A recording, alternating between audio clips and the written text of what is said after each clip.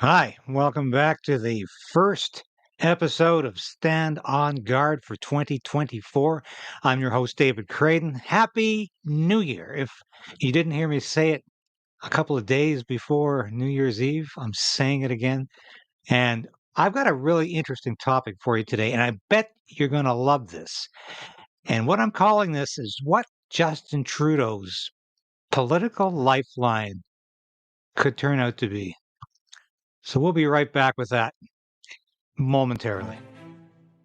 So we are in a very precarious position in this country. We need political change, but we also need to resolve to resist.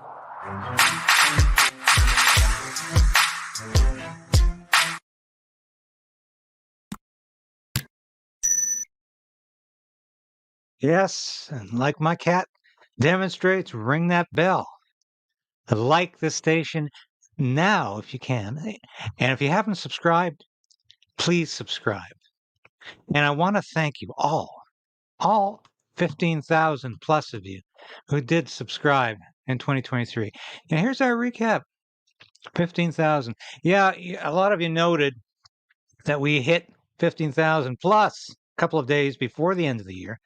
And suddenly and very mysteriously, we lost about 40 subscribers overnight. Well, looks like most of them are back now.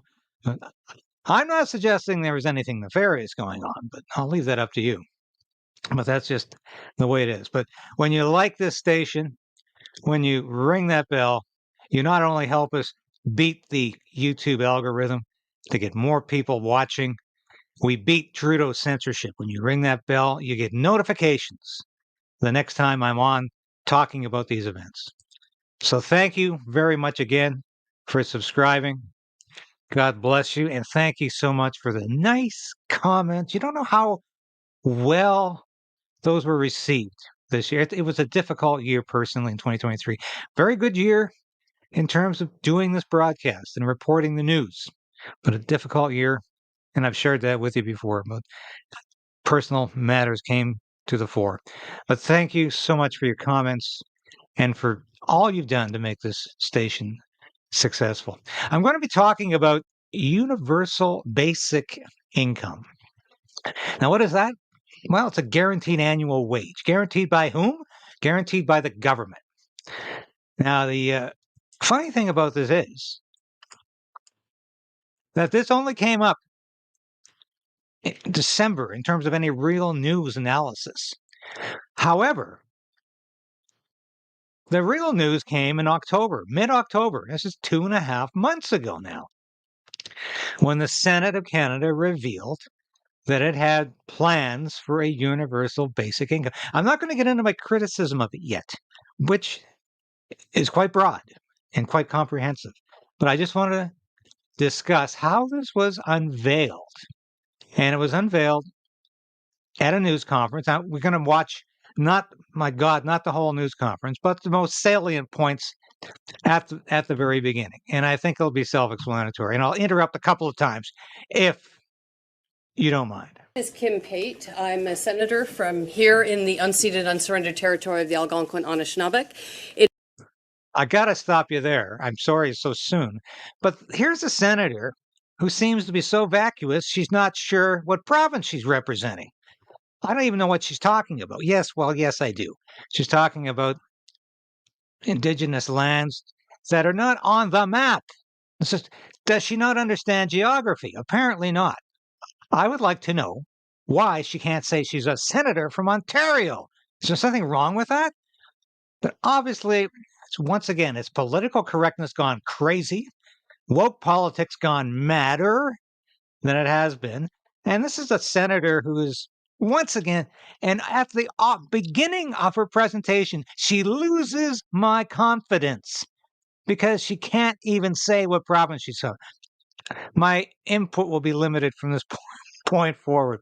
It is my privilege, honor, and responsibility to be the sponsor of Bill S-233, which we've just commenced study of in the Senate Standing Committee on Finance.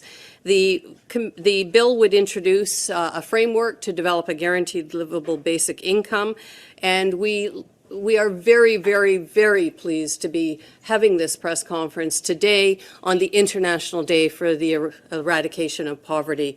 Very much in the au courant right now is the fact that we are struggling throughout this country with homelessness, food insecurity, poverty, health, mental health issues, and this is one way that we could start to look at these issues. It's not the only way, but it's certainly a key way.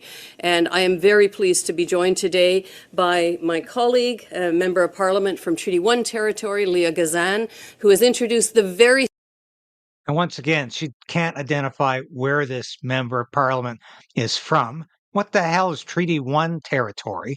And she's from Winnipeg Centre, and that's in the province of Manitoba, Senator. If you don't know that, maybe you should read up first before you do a news conference, because you're not representing Canada or Canadians when you talk about things that are not on the map like this. And you apparently have no cognizance of where your compatriots are from.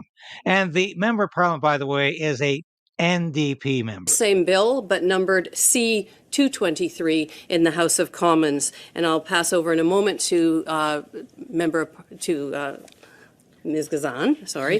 I'm also pleased to be joined by screen virtually by the former Premier Kathleen Wynne, who, as many of you will know, was instrumental in introducing the idea of basic income to many people, certainly of the most recent generations in this country, when she introduced it as part of her initiative as the leadership in Ontario.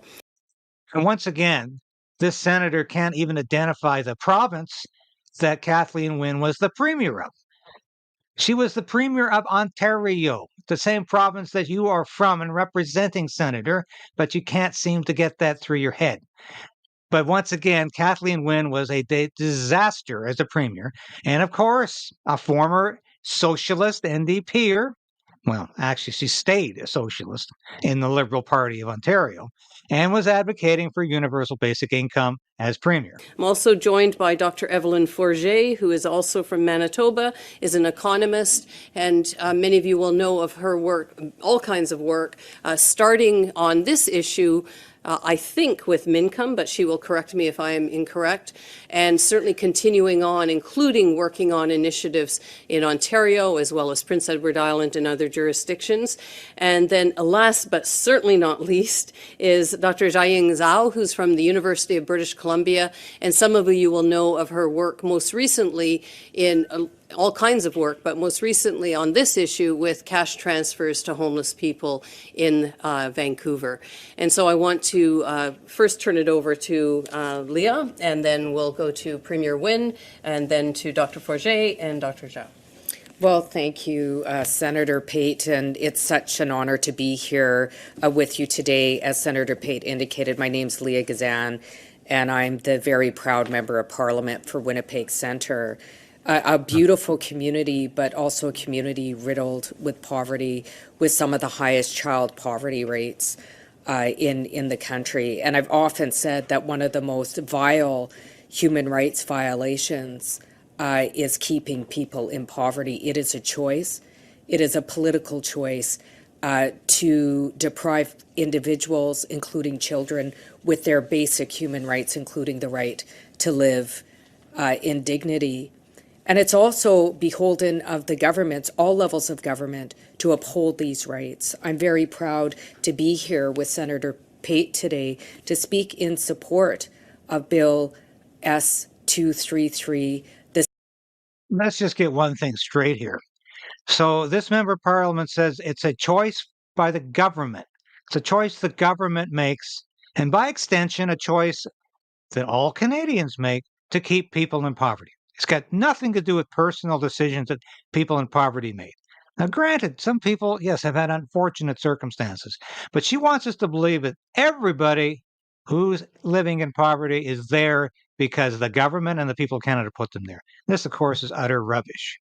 Same bill as my bill on the House side, Bill C-223, to push for a guaranteed livable basic income. This is something that was called for in the National Inquiry into Murdered and Missing Indigenous Women and Girls, Call for Justice 4.5, to provide a guaranteed livable basic income for Indigenous peoples and all other Canadians in the country. And although our bill expands further to that to include anyone over the age of 18 currently residing in Canada, it's beyond time that we change income programs in this country so that they're livable and expand them out for those who are falling through the cracks, including many individuals with complex mental health and trauma who often find themselves unhoused on the streets. Okay. So there she is, meandering all over the political lane, really not connecting any of the dots, not making any sense, not even building a case for this guaranteed annual income, this universal basic income, which of course is sheer Marxism. It's communism. Let's put it in the plainest terms possible. You can sit on your duff and do nothing and want to do nothing, and the government will pay you to do nothing. Now, what makes it even more absurd, if it can be, is that as in all social programs in Canada, this will be universal. That's why it's called universal at the very beginning, meaning everybody qualifies. Everybody over the age of 18, every adult Canadian will qualify. So no matter how much money you're making, the government will be sending you $2,000. How much do you think that's going to cost taxpayers? How much? Trillions of dollars. It will probably double the national debt in a matter of 1 or 2 years if this program is unleashed the way it's being imagined right now. It is absolutely insane. Now, what is my point here in terms of what's really wrong with it? Okay, it's inflationary spending. Like the government going crazy spending again, as it did during the COVID pandemic, and as it does constantly, as it says it's delivering for Canadians. But think about this for a moment. If everybody gets $2,000 from the government, then $2,000 no longer has any of the inherent worth that it does when you generate that money through work. It becomes worthless because it's being given to you. And if everybody's getting it, then $2,000 is no longer worth $2,000. It is like getting a 1924 salary in 2024. That's how much the worth, the value of the money will plummet. Now, this is basic economics for anybody who can add 2 and 2 together. And we really don't need any rocket science economists to tell us that magically this is going to work. Don't worry about the inflationary spending. Don't worry about the fact that if everybody has something, nobody really has anything special. $2,000 won't be anything special. It won't be enough to afford the mortgage. Of course, well, you won't have a mortgage. It won't be enough to rent an apartment. And that is really the point of the matter here. It is a disaster. This is pushing Canada off the fiscal cliff into economic catastrophe. Other countries have tried crap like this, and it's usually just summed up as extreme socialism, Marxism, communism, where the government gives you money to do nothing. But in Canada, yeah, you're all going to get $2,000. That's how it's being envisioned right now. And of course, where is this coming from? This is how we started this discussion today. Where is this coming? Why is it now that we're discussing this and nobody even noticed? Well, very few media outlets noticed this in October. It was essentially a news conference. It was unattended, unreported, and there are very few consequences about this. So these private members' bills have continued to go through the Senate and the House of Commons, which is rather bizarre because usually one goes through the House of Commons and then goes to the Senate. So this is all about optics, isn't it? This is about the Liberals floating a trial balloon because they're desperate. Justin Trudeau is desperate to win the next election. He's desperate to stay on until the next election. There's tremendous pressure to get rid of him because his unpopularity is skyrocketing. And I mean, all we have to do here, have a look at the polls here. This is just about 2 weeks ago. And once again, the Conservative Party of Canada is in not just majority territory, that's anything above 35% in Canada generally. They're in supermajority territory. And they're continuing to solidify that electoral base. Now, even more interesting in all this is the fact that they're fundraising. They're more than double the Liberals in the third quarter. The Liberal Party fundraising is cratering. Now, that's bad news, not just for a party that wants to win re-election, but even wants to run in the next election, because the way fundraising is established now for political parties, it's largely based on single donors, not on huge corporate donations anymore. So if they can't attract single donors, if they can't generate enough excitement for people to donate money, they're going to be in a very difficult position for the next federal election, and one that's basically unwinnable. So I think it's very important to realize it. So why is Justin Trudeau reaching for this lifeline, as I call it? Because he is in deep problems with so many issues. He's married to a carbon tax that Canadians increasingly despise. I think the Conservative Party and its leader, Pierre Poilievre, have been very effective in demonstrating how the carbon tax is strangling the economic life out of Canadians, and specifically farmers. They did that very effectively throughout question period in December, highlighting how farmers are paying exorbitant fees, exorbitant taxes because of the carbon footprint. They're very effective in doing this, and they've been able to show the Trudeau government is completely vanquished. It's empty. There's nothing there. Every query, every question, every challenge to this Trudeau government inevitably goes back to the so-called challenge of climate change, which they call an existential threat, ludicrously, or it goes back to this glorious war in Ukraine that Canadians must continue to support and contribute billions of dollars to. Every question goes back to those two factors because the Liberals have no answers. All I can say, and Justin Trudeau said this repeatedly during end-of-year interviews, is that they're delivering for Canadians. What does that mean? Delivering can mean anything, and when in the mouth of Justin Trudeau, it usually realistically means bad things. What is Justin Trudeau delivering for you? High mortgage rates, inflationary spending, impoverishment, higher taxes, euthanasia. The list goes on and on and on. And of course, lots of censorship too. That's been a pinnacle of his policy over the last 3 years, especially. And that is what Justin Trudeau is delivering for you and I. So he's grabbing on to this. He's grabbing on to this idea that I can bribe Canadians with this guaranteed annual income, with this universal basic income idea. I'm going to bribe them. It worked with pot.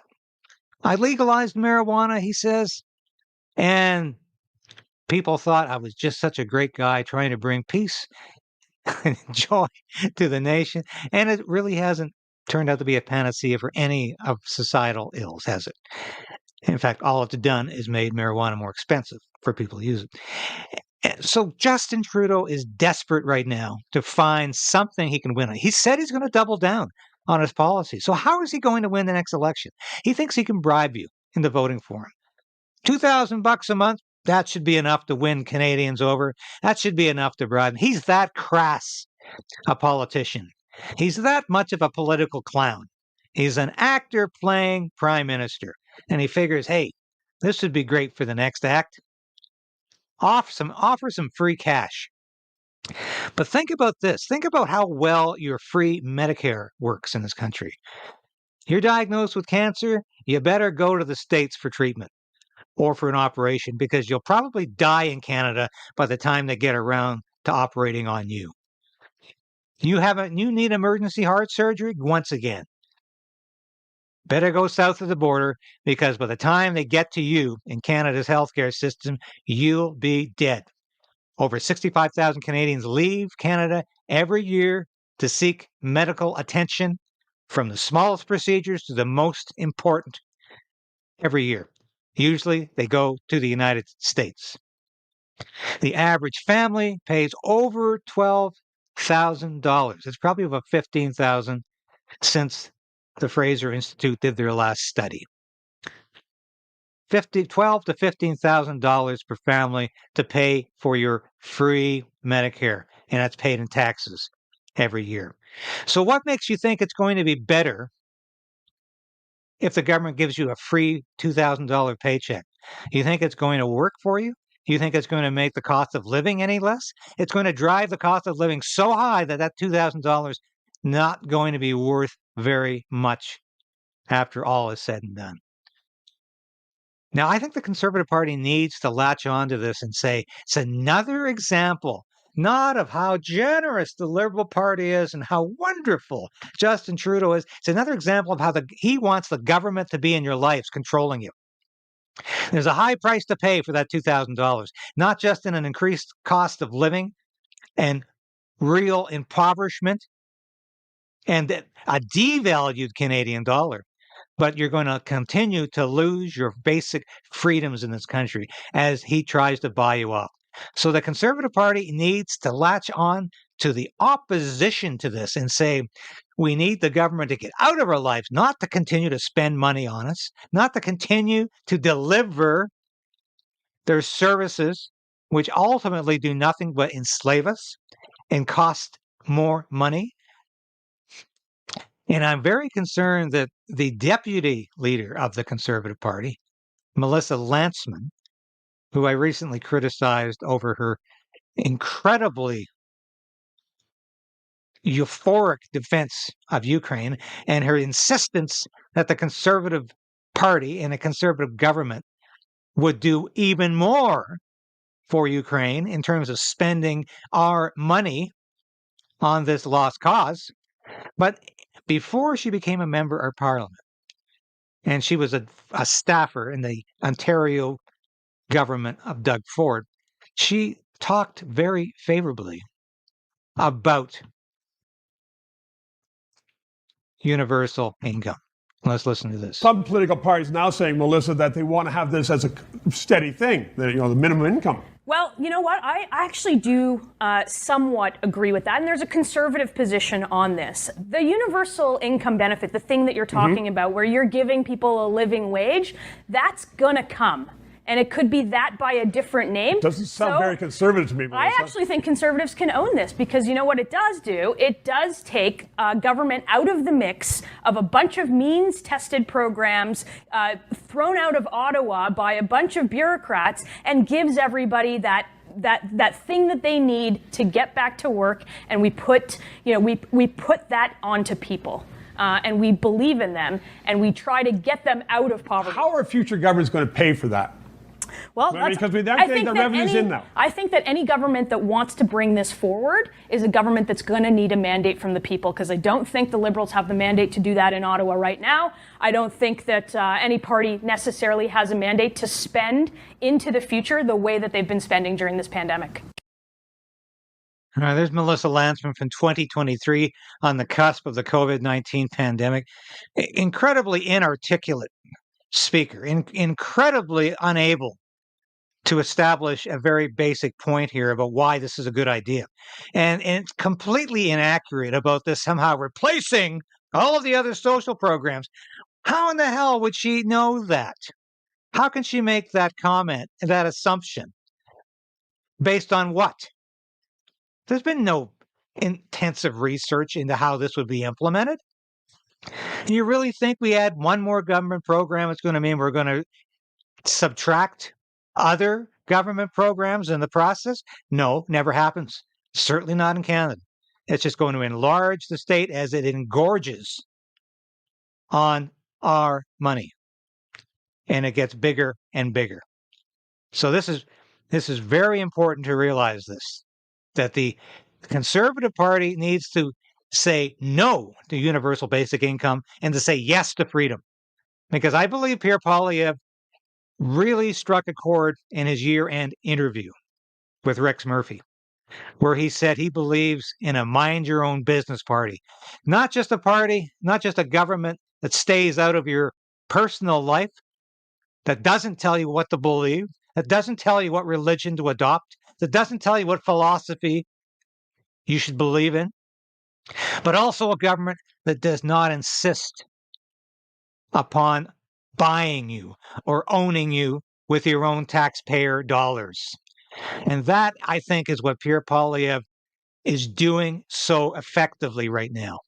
He needs to keep that up, and he needs to absolutely condemn universal basic income as not just something that's anti-large C conservative, but goes against small c conservatives, libertarians, and even some liberals, believe it or not, who don't want the state getting that close, who don't want the state encroaching that much more on the economy. And I think he needs to enunciate those values as clearly as he's been doing in end of the year interviews. And he needs to continue with that and reject what Melissa Lansman said here. The Conservatives don't want to own this. They want to own freedom. Ronald Reagan in 1981 said, government is the problem. Government is not the solution. Government is the problem. The Trudeau government is the problem. Adding more government programs, adding more taxation, adding more government spending is not a solution. It's more of the problem. And Pierre Poilievre and the Conservatives need to preach and to teach individual liberty versus collectivism, and to stand tall on freedom in this country. Because if we don't stand tall on freedom, we are going to fall for every liberal policy that comes our way, and that increasingly takes away our ability to be free people. And Canada needs to stand tall and continue to say, and government is the enemy, and that government is best which governs least. So that's how we're starting the year. I told you 2024 is going to be a huge juncture in Canadian and world history, and it will be. We have a decision to make this year between individual liberty and collectivism, between freedom and serfdom. And we have to continue to resolve to resist the overreach of government in our lives, be it through censorship, or be it through taxation, or be it through government spending that will just make us poorer in the end. That's the decision we have to make. We have to fight back on the Trudeau government's plans to further enslave us and to further tax us and to further make this country and ourselves poor. So let's fight universal basic income, and let's get together and applaud any initiative that says, I'm a free Canadian and I don't need the Trudeau government to deliver any more programs to me. Get out of my life. Mind your own business, because I want to control my destiny. I don't want the government doing that for me. Thanks for watching today. And we'll be back again in a day or so with another episode of Stand on Guard. I'm your host,